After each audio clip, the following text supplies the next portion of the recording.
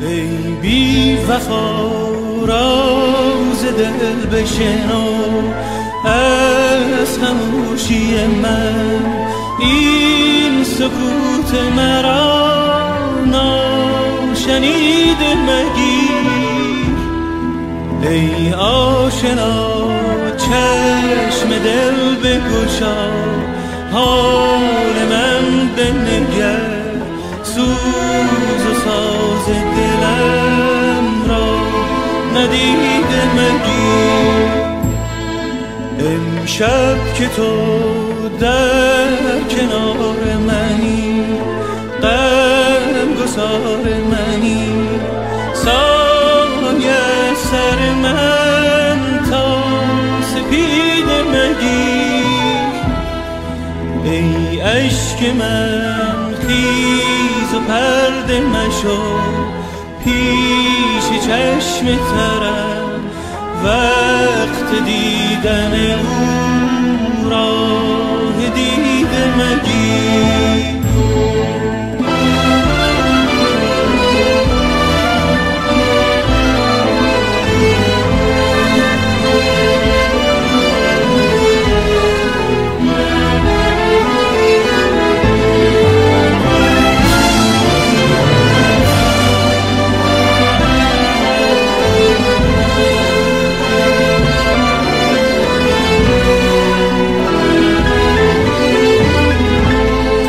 دل دیوانه من به غیر از محبت گناهی ندارد.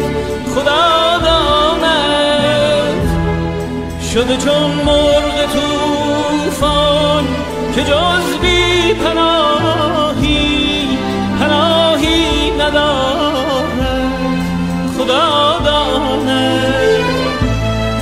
منم آن ابر وحشی که در هر بیابان به تلخی سرشکی بیفشاند. به جز این اشک سوزان دل ناامیدم گواهی ندارد. خدا داند ای بی وفا راز دل بشنو از خاموشی من، این سکوت مرا ناشنیده مگیر. ای آشنا چشم دل بگشا، حال من بنگر، سوز و ساز دلم را ندیده مگیر.